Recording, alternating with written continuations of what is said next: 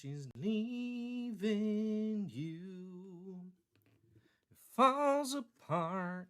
We've all got work to do. It gets hard. We've all got work to do. She's leaving you. She's leaving you. Oh, is this thing on? Hello. Welcome to Comic Book Herald Live. Hey, everybody, I'm Dave Busing, founder and editor-in-chief. Uh-oh. Looks like the live chat viewer is not pulling in the live chat. Hey, everybody, I'm Dave Busing, founder and editor-in-chief of comicbookherald.com. We're going to try some never-before-seen technical abilities on the fly. Can I authorize the live chat viewer on the go? Can it be done? It's done! Ain't it good to be a boss? Hit it. Audio is low. Uh-oh. How we doing now? If you're here in the live chat, thanks for tuning in today. Let me know how things are going. Mr. Evil Dr. Porkchop says, audio seems good to me. Banksy says, authorization complete. We're going to talk about new comics today. We're not just going to IT our way through this episode. Voss says, better. Not great, but better. That's okay. Listen, I have struggled with volume. I'm not a loud guy. I get in the subs. I get in the woofers. Okay? I try to get in the deep registers. Let me know here in the chat if it's not coming through clearly. We'll kick up the gain. Maybe you'll hear my kids kicking and screaming down the hall. We got options. I've been doing this a long time now. I've been on YouTube for what, 5 years? 5 years now? I think I started about, but pretty much House of X and Powers of 10. Technically, I had been here experimenting before that point, but really House and Powers. And here we are all this time later, digging deep on some comics. Jay Sand says, hey, your voice sounds like the voice of a crime YouTube channel. Do you do that too? I do crime, but I don't do a crime YouTube channel. Who is out there imitating me on a crime? What is it? Is it a crime comics channel? Are they talking about Criminal by Ed Brubaker and Sean Phillips? That I could do. I think I'd be decent at that, right? Justin Riley says, side note, Dave, you have to read Feral. What is Feral? Are we talking about a non-Marvel character here? Not Marvel Feral? To my knowledge, there's never been a Feral solo. What is this, a comic? Justin, give me more deets. I want to hear more about it. I am always open. Oh, this is the Stray Dogs guy. Tony Fleeks, right? Yeah, I started this one, haven't caught up. I got to catch up on that one for the best of 2024 to date. Who is doing better? Who has, hang on, I'm going to get this. If you want the best monthly comics list every month, you want the best of comics list every month, where are you getting that? Outside of Comic Book Herald. That's what I want to know. New one just dropped today. It's up live on comicbookherald.com right now. We got the best comics I read in September 2024. It is loaded. It is stacked. If you're like, I wish I knew all the best comics, I have recommended every month a list of 10 or more great new comics. We have 90 plus great new comics recommended this year. This year alone. Things that I read, things that I loved, things that I want to talk about and recommend to others. Check that out. Get your questions in, get your thoughts in here in the comments. Today, we're going to talk a little bit about Storm #1. We're going to talk about Ultimate Black Panther #9, Ultimate Spider-Man #9, Any Revolution #9 fans in the house? I'm more of a Revolution guy. You say you want a revolution, well, you know. You know that one? If you go carrying pictures of Chairman Mao, you ain't gonna make it with anyone anyhow. Oh, that riff right there. Hit it. We're going to talk about those today. A little Ultimate Thor, Storm #1. Did I say that? A little DC today. got a little DC today, right? DC All In. We got to talk about it. Got to talk about it. Can't not talk about DC All In Special. Number 1, my new comic of the week here, listed in the show notes with a link to purchase, is Batman Detective Comics Volume 3, Gotham Nocturne Act 2. Speaking of which, I don't know why. My persona is not so usually Twitch streamer boy. This isn't a new thing, I promise. I'll tone it back. You know what? I know what it is. It's today's sponsor. Today we are sponsored by Cold Brown Liquid in a Cup. Thank you to Cold Brown Liquid in a Cup for sponsoring today's episode of Comic Book Herald. I might actually have a very exciting new sponsor coming soon. I can't talk about it yet. Get myself in trouble. New comic of the week, as I mentioned, you can find the link for Batman Detective Comics. That's written by Ram V. Guess who my guest is next week on CBH Live for an interview? It's Ram V.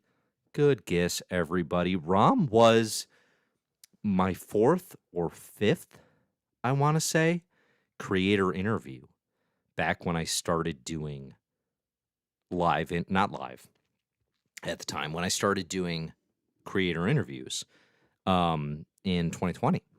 Was one of the earliest ones. And I remember in that interview, I'm going to bring this up when I talk to him next week, I remember saying something to the effect of like, if you could do any, listen, it was my 4th or 5th. I asked some bad questions, okay? I've gotten better. I was like, if you could write any character, who would you write? And I remember Swamp Thing coming up. And lo and behold, who should be known for a great modern Swamp Thing but Ram V? Ram's had a hell of a year.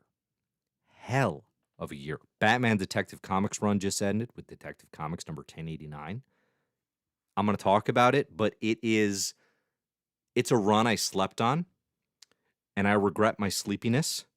It makes the case for the long ongoing, I think about as well, if not better, than any Supes comic that has come out in the 2020s. Ram's got Rare Flavors. Ram's got Dawn Runner. Ram's got the 6 fingers in the one hand. I mean, holy guacamole. Plus, the upcoming New Gods with Evan Cagle. Talk about a big 2 book that you're more excited for than that. It's going to be an exciting interview. That's going to be on October 10th, a week from today. You'll find it already scheduled. I'm on top of things, baby. I am on top of things. Find that already scheduled on the Comic Book Herald channel. You can like, subscribe, share. Make sure you're ready for it. It will be an hour earlier. It will be an hour earlier than usual because, I gotta work with the individual's needs, with their timing needs. I can't. Who am I? Who the hell am I? Right? I'm Dave, Comic Book Herald.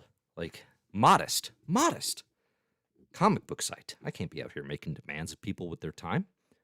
Right? So anyway, that's going to be super fun. I'm really looking forward to that. Ram is a great guest and very generous individual. And arguably the best modern comics writer. Like, who's having a better year? Who is more deserving of Eisner Awards 2025 than Ram V? That's my question for today. Let's make that the question for today. If you're here with me live, getting your thoughts in the chat, who is more deserving of Eisner 2025, next year's Eisner Awards, best writer than Ram V? You can throw me your Tynions. He's had his moments. You can throw me not Hickman. Not doing enough. Who we got? Brubaker? No. Best writer. Oh boy. Who's even in the conversation? I think it's just Ram. How does Ram not win this award next year? Actually, genuinely struggling to think of anyone else even close to the Vasco suggests Chip Zdarsky. Interesting. Possible nominee. Public Domain. Still going strong. That's a previous Eisner winner. He's writing. Listen, I like Chip a lot. I enjoy Public Domain. Sex Criminals, my 69th favorite comic of all time. His Batman is a child's Batman. compared to Ron V. And like that's not even as insulting as it sounds. It is very purposefully way more fandom brained and aiming to please to a wider variety of typical comics fan. Am I saying it's dumbed down? Yeah, I'm saying it's dumbed down by comparison. Okay? Listen, there are two types of readers in the world. There are the intelligentsia, those of us who prefer Detective Comics, the true geniuses of the world, and then there is and are the fans of Zdarsky, Jorge Jimenez, Batman, which it looks, come on, Jimenez is so good. He's so, also like, you ever see Jorge in person? That'll turn your head. All right. Let's get some thoughts here in the comments. Javi says, doing the Lord's work. I am. Thank you. This is a religious pursuit for me. Jason says, thoughts on Switchblade Shorties and the whole Ed Piskor thing. Jay, that's not a casual conversation. Jay, that's a big topic, man. That's a big topic. I have spoken to that when it happened. And what I said was sometimes it's okay to not try to win a conversation about something horrifying and traumatic and just dark, just plain dark. I think I have my thoughts, right? But sometimes it's okay to be on a microphone and not pretend you're an expert about things. And I'm not an expert about what happened in that situation. I have zero thoughts on Switchblade Shorties. I will not be reading it. That's a stay away from me. That whole thing was just poison, I think. Just poison and nastiness all the way down. Okay. So I gotta come prepared to have that kind of serious conversation in more detail, I think. Banksy asks, hard transition. Best guesses on who the ultimate Sorcerer Supreme reveal is. We're going to talk about that today with the ultimate Black Panther. I want to hear your guesses there as well. Silhouette asks, does Gotham Nocturne make it to the top 500 comic list? Okay, so here's where I'm at in Detective Comics. Like I said, I'm talking to Ram next week. I'm up to issue 1082 of 1089. I need to finish it. I need to finish it before I rank it, and obviously I will finish it before I talk to Ram. It's looking like top 500 material. And if you're wondering, top 500, what the heck does that mean? On comicbookherald.com, the best comics of all time are ranked, and I publish the top 500. Now, I've got, we're about to go down the rabbit hole. I've got far more than 500 published. Do I have this ready? Of course I do. I'm a professional. I've got 1,143 comics ranked right now. And if you want to get published among the best comics of all time, you got to be in the top 500, baby. So Detective Comics by Ram V right now has to beat Unnatural by Mirka Andolfa, a.k.a. the Sexy Pig comic. That's where it's got to get to. I need to read the last 6 issues before I get there. I have a good feeling. About where it's going to net out because that has been an experience. Okay, what other questions do we got? Nobody except me says we need Dave to play Kevin Feige in the biopic. Is that complimentary or not? I'm not sure. Is it because I wear a hat? Here's the question. Does Kevin also wear a hat because he's balding and a little insecure about it? Because then I could probably play him. I can get into that vein, right? I could tap into that. Are we doing this? All right, we're doing this. Look at this head of hair. Beautiful. Beautiful stuff. Have you ever seen a man this hot with this much hair? One wonders. Could I play Kevin? I mean, a fandom-brained lunatic who dedicates his life to selling the idea that Marvel Comics are invaluable in one of our greatest art forms. I think I have that in me. Make that suggestion to Disney. It's an interesting suggestion. Javi says Tom Taylor. Wrong answer. Victor says Tom King has had a solid year. Not his best. Not his best. If Tom King beats Ram V for a 2025 Eisner, I will eat a mushroom. I'll do it. I'll do it right here, live on mic. Silhouette says, you know what's hype? Absolute Green Lantern dealing with the Absolute Universe Darkseid and his Legion. Got some DC all-in hype coming. We're going to talk about that. Voss says, Kieran Gillen. Oh, we got two. Banksy says Kieran Gillen, too. Power Fantasy launched this year. Immortal X-Men, Rise of the Powers of 10 ended. I think, is that graphic novel with Stephanie Hans going to come out this year? It probably is. Maybe Gillen's in the conversation. Voss says, what are we doing here, Dave? That's a fair question. I don't even know what that's in regard to. But that is a fair question. Often wonder that myself. Let's talk about some comics. Let's talk about some comic books. Where should we start? I'll start with DC All In. We could do that. DC All In special, baby. Start of a new era. This is the launch of the DC All In era of comics and also the Absolute Universe, right? They're both stemming from the All In special. Okay, let's start with the positive. I love seeing Wes Craig on this book. Wes Craig, creator, artist, writer of Kaya, one of my favorite books of the last couple years. Great all ages fantasy you can read right now from Image Comics. Wes Craig also worked with Rick Remender on Deadly Class. Here, doing some Darkseid, doing some Absolute Wonder Woman teases. Looks great. Love it. Okay? Other positive about DC All In Special. Some really cool books are going to happen in spite of this. So, why is that a positive? Well, what I mean by that is this sets the stage for the Absolute DC Universe. This sets the stage for the Absolute Batman by Scott Snyder and Nick Dracotta. Excited about that one. Absolute Wonder Woman by Kelly Thompson and Hayden Sherman. I'm excited about that one. I don't even know who's doing Absolute Superman. I should. Al Ewing's writing Absolute Green Lantern. Like, there's going to be some cool-ass books that come out of this movement, right? Like I just mentioned, Ram V. Evan Cagle, New Gods. Hell yeah, pump it in my veins. I'm super excited about that book.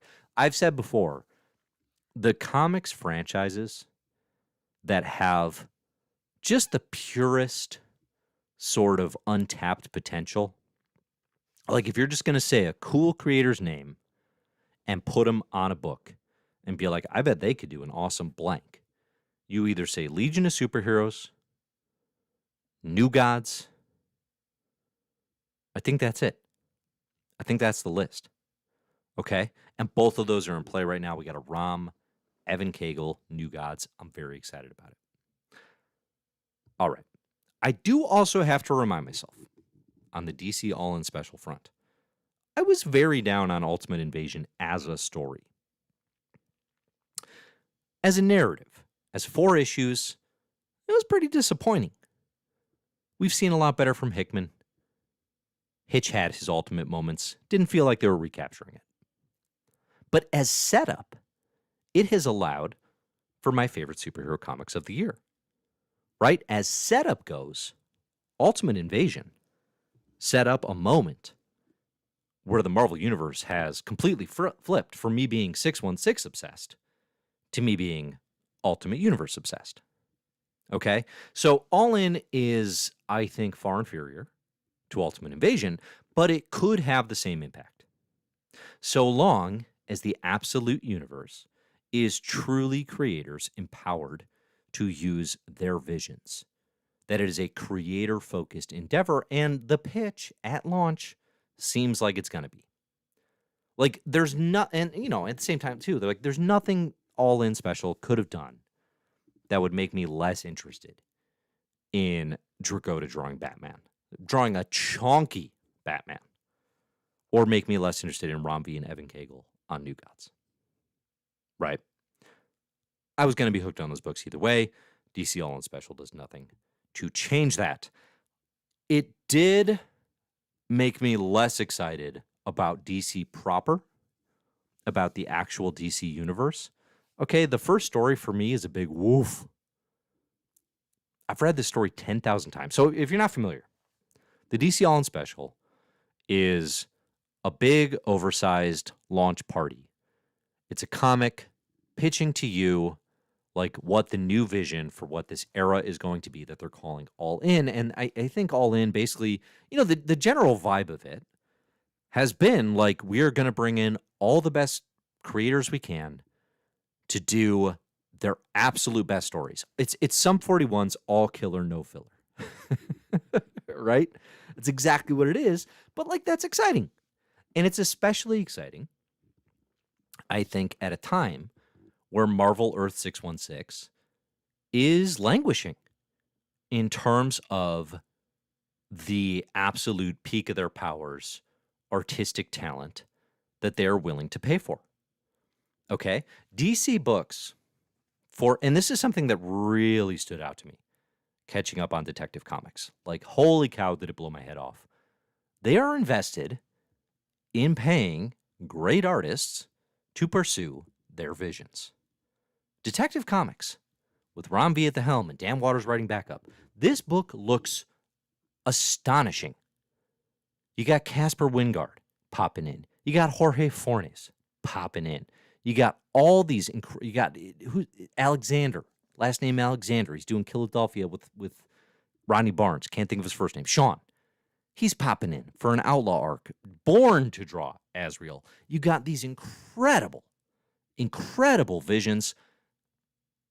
Marvel does not commit to this at all. This is definitely a huge weak spot for Marvel Comics right now. They very famously, their VP of sales, David Gabriel, a number of years back said, well, we don't think artists sell comics. I'm paraphrasing, probably badly. But like that attitude does seem pervasive.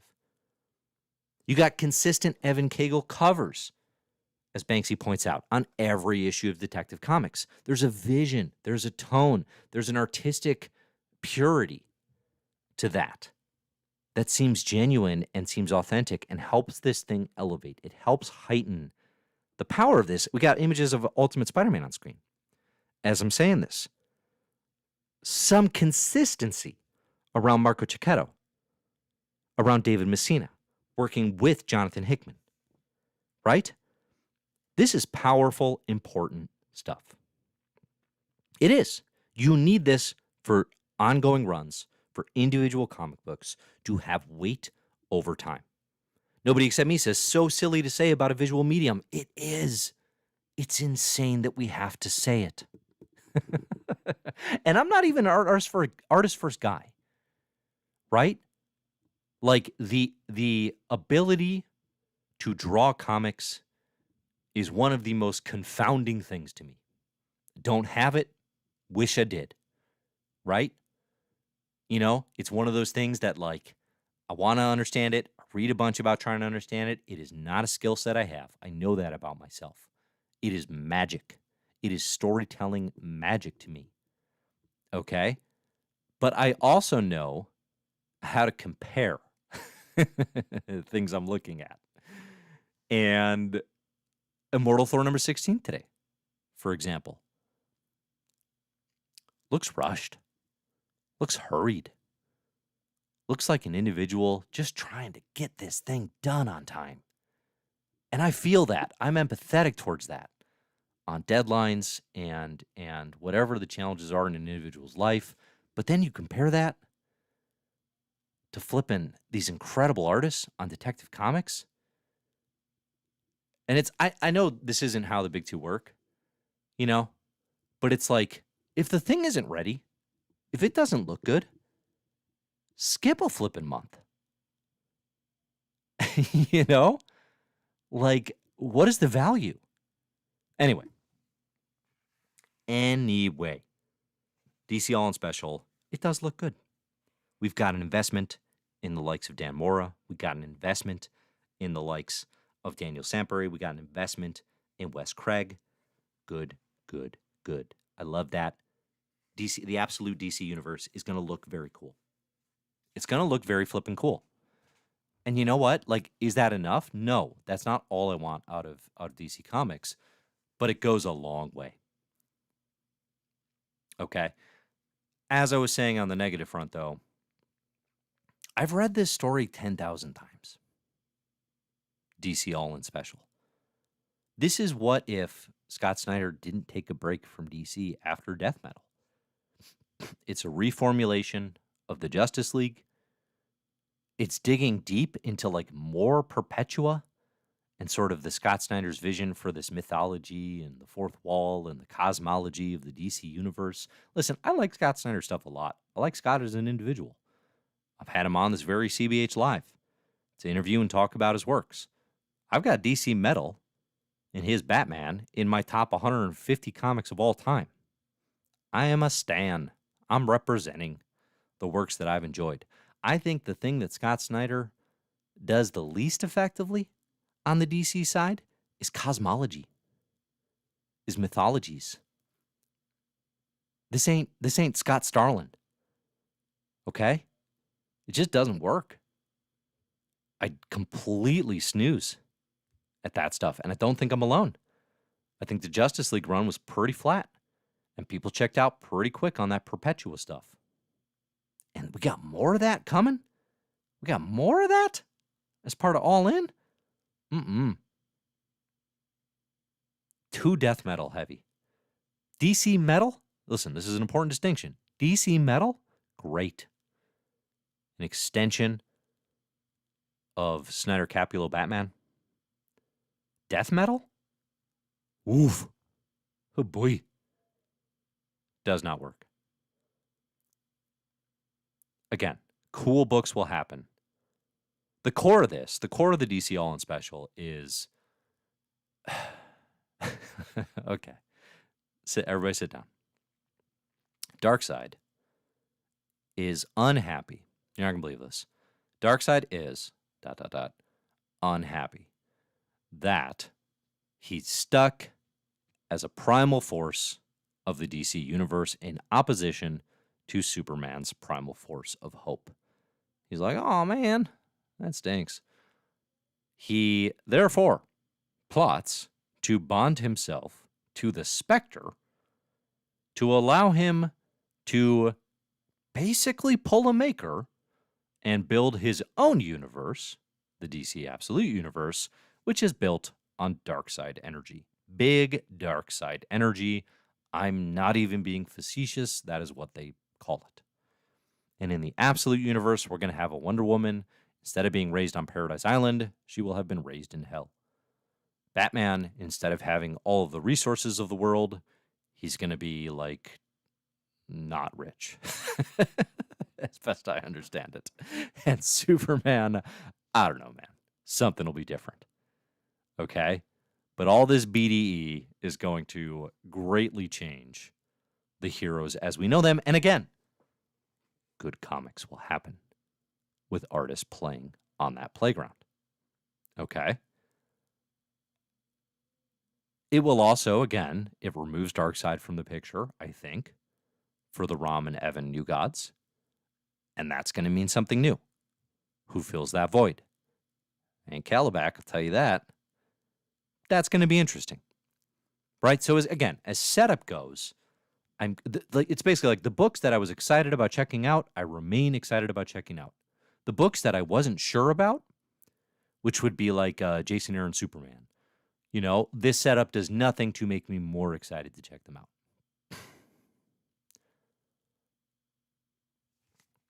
What do people think? I don't know. Because I am eager for DC to have an Ultimate Universe comp. Again, I wish it was less directly, doing the same thing in a less interesting way. I mean, I think part of what Hickman's vision for the Ultimate Universe that connects with me is the Maker as the villain creating the universe. This is like a petty, broken individual with deep-seated flaws that we have seen develop over the course now of a decade and a half.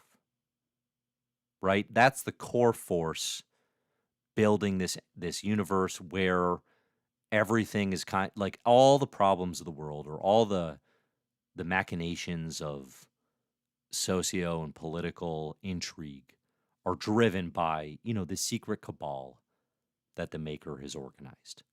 That stuff resonates. And I think always will in a lot of ways. And what the absolute universe is Darkseid saying, finally, I can be myself, I can rule. But like, Darkseid is not a universe maker with any kind of like human personal connection, right? Darkseid's a new god. Darkseid's a primal force. The maker, I can see the way the resentment and having a Sue Storm that didn't reciprocate what you needed from her or whatever, right, turns this little man evil. Darkseid, you don't get that with Darkseid at all. So you kind of just have to go biggest picture all the time. I don't know. I don't know what the big picture is. Maybe it won't matter. Maybe it won't matter at all. Maybe it'll just be like, this is framing. It's just an excuse for us to launch some Elseworld absolute books. I guess what's kind of strange about both of these initiatives is that they are not just like, let's start fresh. They're both weirdly steeped in continuity, right? And that has been one of the strangest things about the Ultimate Invasion in the Ultimate Universe, is like, it is deeply steeped in continuity. I don't know that it's necessarily stuff you have to have read, but it pays to have read the Maker's origin, and it kind of helps to know who the Illuminati are, right? And then as they're looking at 616 as the example of how these heroes have been formed in the past, it kind of helps to know how Marvel has done these stories in the past. For example, Ultimates number 4, with our new Doctor Doom looking at the Fantastic Four. Like, that works better if you know the origin of the Fantastic Four, right? It's pretty steeped in the history of these characters, which is an interesting way to do it. I'm not even saying this is good, this is bad. I'm saying that it's kind of surprising. And the Absolute Universe, same thing. Like, it seems like it'd be very easy just to be like, this is an Elseworlds universe, a la, the Earth 1 series of graphic novels. That was right idea, wrong time, wrong delivery with the JMS Earth 1 Superman. You had Jeff Johns' Earth 1 Batman, one of my least favorite comics of all time, and Grant Morrison, Earth 1 Wonder Woman. Right? But instead, it's like, no, this is connected to the Prime Universe continuity.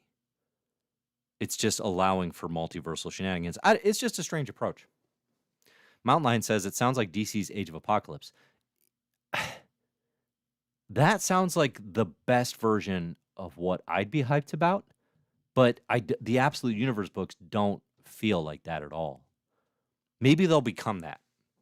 Like, if you're talking about a creator playground where we get a Nick Dragotta doing Batman, chonky thigh Batman, and we get Hayden Sherman, Kelly Thompson doing Absolute Wonder Woman, and it's all kind of building towards Darkseid as Age of Apocalypse, I could get hooked into this real quick. Like the hype meter's high on this one. And I'm a little more skeptical than I think a lot of the folks who talk about this stuff. But yeah, it's got that potential. So this issue did not hook me. If anything, it made me more skeptical. But all that potential is still there. I'm curious to see how it plays out. We got to see how it plays out. It's actually, if you look back, DC actually has a very nice history of like giant one-shots leaning into events. I mean, the most famous one is Countdown to Infinite Crisis. And what was so cool about Countdown to Infinite Crisis was this 80-page comic that led into the Infinite Crisis series that ran in, 2006, 2007. It's so focused on Ted Kord, the Blue Beetle. Like, it's very grounded. It's very focused on a real DC story. Jeff Johns does a really nice job with that book. And then that builds towards Infinite Crisis. Same goes for DC Rebirth. Remember how hyped everyone was when the flippin' Watchmen button fell in the Batcave? Now, all that goodwill was squandered over the course of 4 or 5 years. But in that moment of the DC Rebirth special, when everyone was just exhausted from the New 52 and wanted back, it felt like an awakening. It felt like a lightning bolt, you know? This is not that. DC All-In Special doesn't get there. Pales in comparison, in fact. But again, great comics may follow. Okay. On the Marvel side, my favorite book this week. This is a tough one. It's a toss-up. Ultimate Spider-Man number 9, I finally read. Caught up on that. That came out last week. It's just so consistent. It's such a comfort food book. It remains not shocking, but pretty amazing that, you know, everyone coming out of House and Powers is like Jonathan Hickman, genius writer. What crazy twist, what crazy inversion of Spider-Man is he going to pull off? And the approach is actually like, what if we just did like kind of the most wish fulfillment Spider-Man possible? And just did it and just really leaned into it and gave ourselves to it. And it's just middle-aged Spider-Man happy with the family, developing a Spider-Man universe for the first time. And it's just such comfort food. You know, it is so thoroughly the Spider-Man that pretty much the vast majority of Spider-Man fans have wanted since 2007's One More Day. And it does things very, very well. You know? You can see the darkness leering in the background with Harry and Peter having disagreements, with the Venom in Peter's suit, with Dr. Octopus, Dr. Otto Octavius, building up some armored friends, some tentacles. But right now, it's kind of just good vibes. It's kind of just Jonah and Ben hanging out, quipping in Hickmanisms. It's a great time. It's a great time. I enjoy it thoroughly. Looking forward to Ultimate Spider-Man number 10. Ultimate Black Panther number 9 dropped today. Another solid issue. I may be the world's biggest Black Panther defender. Is that possible? I feel like it might be. I'm into this book. I don't know that I'd be into it as much if it was like, you know, if I'm thinking about it in value, right? If I'm thinking about it in value, it's like, oh man, read this thing in 3 minutes, spent $5 on that, right? But if I just think about it in terms of being a piece of this Ultimate Universe, in terms of the stuff that it is developing that none of the other books are developing, like we got a new Sorcerer Supreme developing here. We got a nice mystery developing in the pages of Ultimate Black Panther. Who is the new Sorcerer Supreme? My guess would be Clea. Like, I feel like the maker would have been like, all right, we got to take out Doctor Strange, but forgets about Clea. You know? I feel like that's in play. Enchantress, a possibility. Who else? Who else could it be? Anybody else have any other theories on who the new Sorcerer Supreme could be? Very dark. Very, you know, a big puppet master energy in this one, which makes you go, Alicia Masters? How the hell did that happen? I'd bet Clea before I bet Alicia Masters, but I'm just throwing it out there. I thought I had a little Nico Minora energy for a second, but she's an Ultimate X-Men. Can't be her. I'm leaning Clea. But this is a cool book. Which again, Ultimate Universe. The only Marvel universe you need to know. But meanwhile, in the other one, Storm number 1 by Murewa Ayudale and Lucas Wernick. This is the X-Men from the Ashes book I've been talking up. This is the one that I've been saying, listen, if you got to read some X-Men from the Ashes, you're probably going to want to wait for October with Storm and Sentinels and Mystique. Storm number 1 is not perfect. It is not a knockout launch issue. It is very good. And it has, for my money, the most interesting mystery and the most interesting idea of the entire X-Men from the Ashes era. Here are the things that I'm fascinated by in Storm number 1. We have a whole universe.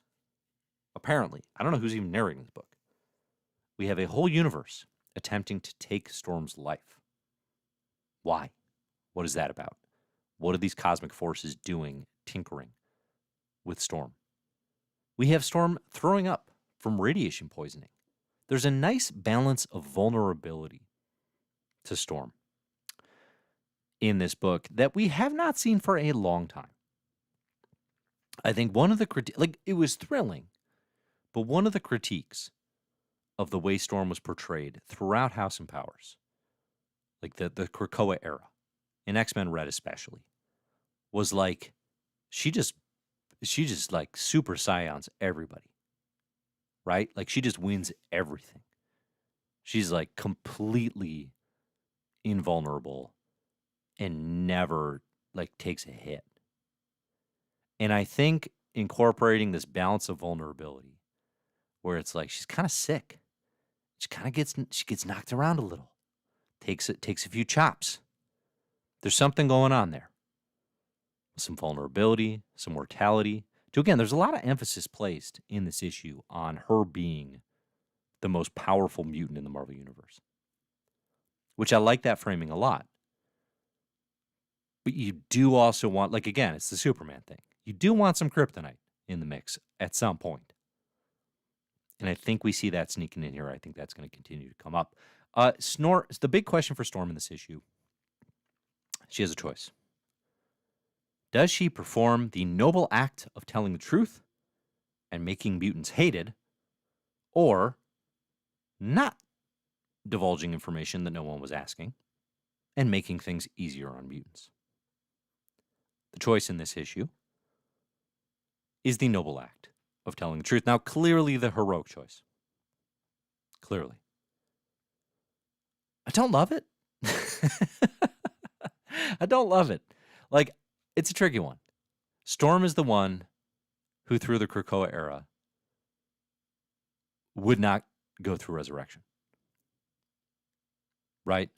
Like, didn't want, kind of that experience of succumbing to the change or taking the easy way out. I can't remember. You were out in Krakoa.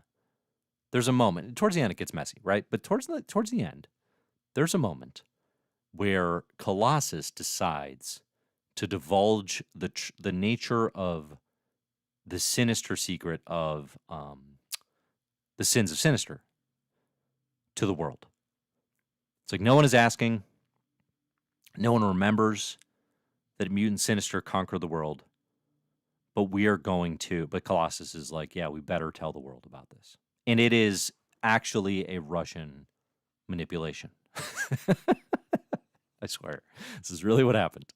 And part of the way he's able to do that is because he has co-opted Storm's vote and Nightcrawler's vote at that time. I think Storm is like, she's performing her duties as Regent of Morocco. We all recognized and condemned that what Colossus was doing was like that was meant to destabilize mutant kind. That was 100% meant to make Krakoa weak enough for the fall of the House of X and the Powers of 10. So Storm choosing that path, like recently, that was a path that only the brain-wiped Colossus would have chosen. You want to have a conversation about the ethics of lies of omission?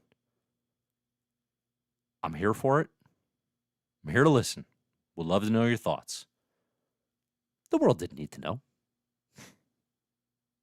The world, like mutants are feared and hated to an extensive degree. What did that accomplish? It seemed, I don't want to say dumb. It didn't seem pragmatic. It didn't seem purposeful. It seemed beneath Storm to choose that path. I don't know. I'd be curious if people disagree. Banksy says, greater good, greater than the trust. Oh, no. Greater good, greater than the truth. Boss says, yeah, that was dumb. I love it for Storm. It is, Randall says, I kind of believe Storm would do it, but yeah, clearly the wrong choice. It's believable she might choose that. And to say no, like Rorschach it, right? I will not compromise. But I don't think a Storm is Rorschach. And I would not like to. The fact that we're even having the conversation, though, is like, clearly it's an interesting dilemma, I suppose. The most interesting connection in this whole book, though, is the very final page. We get eternity, the cosmic embodiment of eternity, shouts to Jim Starlin. He's got ideas for Storm. He's got ideas for the eternal Storm. What is going on there? Storm has never been that cosmic. I love the prospect of this book leaning into, hey, y'all are calling her a goddess. Let's bring the cosmic pantheon into this book.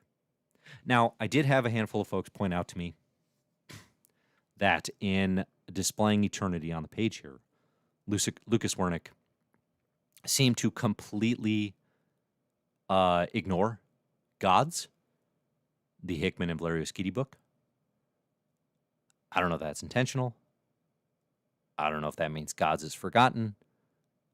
Certainly gods did not resonate to a degree that I would expect to see those designs in this book.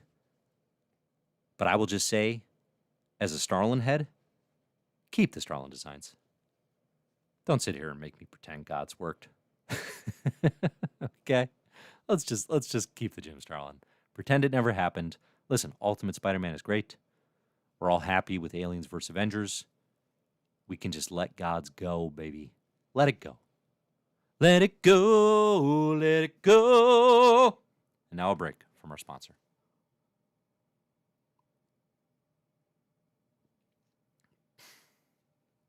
Xavier asks, do you really think Eternity will have such a big influence when Storm just joined the Avengers? I don't know why that would impact the impact Eternity would have. Eternity doesn't care. She just joined the Avengers. I don't see that making much of a difference now. I don't know that it's like, yeah, it's my favorite #1 issue of From the Ashes. You know, I saw the trend on social this past week was like ranking the From the Ashes books. And obviously we did that a little bit on the deep dive I did with Anna Papard and Adam Reck. When we talked about all the books, but like, you know, Storm's the first book that I read, the first issue, and I was like, yeah, I'm actively looking forward to reading more. Not out of obligation, not because I try to get up here and talk to folks about the comics that are coming out, but just because I think I'll enjoy it. And that's exciting. That's good. It's going to be a good month for that. Sentinels are going to do it. Mystique, I don't know, but it could. Mr. Evil Dr. Porkchop says, I'm not standing for God's erasure. I am. I'll do it. I'll stand. Just erase it. It stunk. It's the least of Hickman's Marvel works. It didn't work. It didn't resonate. It's not necessary at all. There's no value to gods. Listen, nice attempt. You took a swing. You took a swing, kid. Okay? But you missed. You let go of the bat, and it hit your mom in the stands. All right? Sometimes you just got to walk away. Walk back to the dugout. Apologize to your mom. Get a new bat. And try some Aliens vs. Avengers next time. All right? It's just how it goes. for little Johnny. Hey, I appreciate the Gods fandom. I know it worked for some folks. Listen, if you're gonna swing to redo Starlin, there are how many creators in the history of Marvel that are like defined what this universe is kind of creators? Jack Kirby, Stanley the Manly, Steve Ditko, Jim Starlin, flowers to John Romita Jr., Chris Claremont, and who? Hickman for the modern era, right? That's why we see the MCU pulling a lot. Maybe a little Bendis. Maybe a little Miller. We got to sprinkle in a little Mag and Mark. Gotta give him his cred. Anybody else? Okay. But if you're going to come for one of those individuals, foundations of the Marvel Universe, you got to do it better. And if it's not better, you failed. God's failed. Banksy says no Hickman slander will be tolerated. Hey, we got to be critical of our faves. Who's doing more free PR for a man they've never met? Actually, that's not true. I have met him. But who's doing more free PR for the comics of Monsieur Hickman? Right? You got to be critical when it's not working. The Grizz MD says that $10 first issue of Gods hurts more in retrospect. Oh, boy. Forgot it was $10. Oh, man. You could have had a whole-ass Chipotle burrito. You could have gotten 2 beers at a happy hour. Not downtown, but outside of the city. A lot of good stuff. Randall says, remember Hickmania? Did you ever finish that? I did. It's all here on the YouTube channel. I guess we never did Decorum. I was going to do Decorum. I mean, I never have Decorum on here. You all know that. But we never covered Decorum by Hickman and Mike Huddleston. I was going to do that with Matt Draper.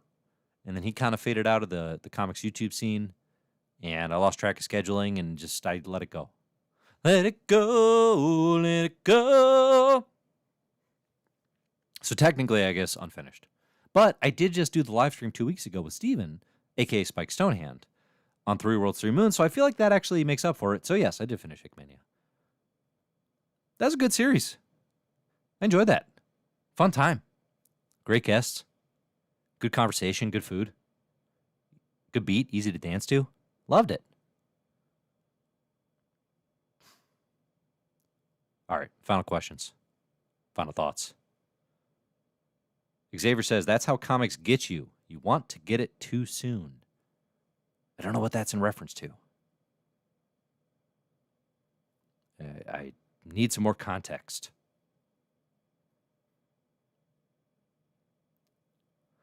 Poe Archery says, I think a Storm and Phoenix team up would be nice.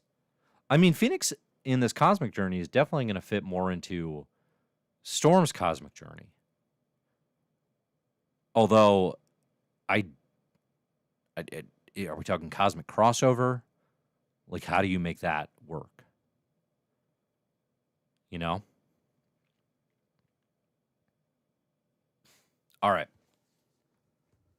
Xavier says, context, well, you buy it, but you could have waited for the opinion of Comic Book Herald. Oh, I see. Yes, I'll let all your purchase decisions be driven by my high-quality analysis. I think we are in full agreement. I talked a little bit about Detective Comics already. It is my favorite new comic of the week. Volume 3 is out now, which is Gotham Nocturne Act 2. Again, it's linked here in the show notes if you want to check it out for yourself. I highly recommend catching up on the whole run. Read it all. It's all available, or not all, but almost all available on DC Universe Infinite right now. Otherwise, the trades are not really close to caught up, but definitely this is a run that like you want to read a lot of it as a whole. Reading, you know, I checked into it, I think late 2022 and then maybe again late 2023, and reading the first handful of issues was kind of like, okay, yeah, this is nice, but I don't know. I wasn't like, oh, this is best of the year type stuff. But it's again, it makes the case for the long form ongoing comic book like as a big piece of work, which is nice. I didn't know you could make a long run like that anymore. Actually, 2.5 years, over 30 issues, including annuals. Big old backups, sometimes written by Cy Spurrier and Dan Waters.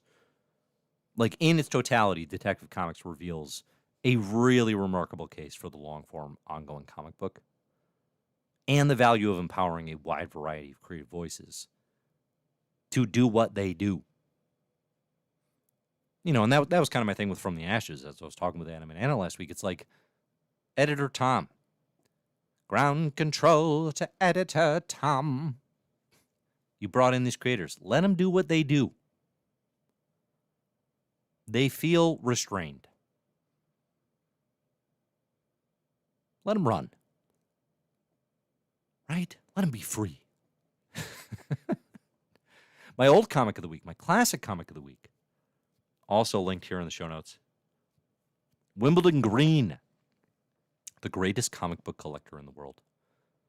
This is a graphic novel by Seth. Now, I'm a Seth noob. Okay? Can't claim to be an expert on the matter. Let's pull up some Seth. There we go. I've only read Clyde fans before this. Seth's one of those cartoonists in the vein of a Chris Ware or a Daniel Klaus. Guys who follow their own muse, make real literary, pure art comics, but with a really clear narrative skill and sense. Not as avant-garde as, say, a Michael DeForge or Eleanor Davis. But they're doing their own thing, proudly. Wimbledon Green is amazing. It's the kind of book only somebody deeply immersed in comics could make. It is, as the title says, about a comic book collector named Wimbledon Green. It investigates the collector scene, but with this heightened sense of adventure and import, as if collecting comics was like the pinnacle of niche investing. It's really flippin' fun. It's really good. If you love comics and you love comics about comics, come on, what's better than comics about comics? Very little. Very flippin' little. Wimbledon Green, the greatest comic book collector in the world, by Seth. That is my classic comic of the week. No, very important distinction here. Chango Sun says, are you wearing a do-rag? Holy cow, no. We've had this conversation before. This is a backwards hat. I can't pull off a do-rag. Come on now.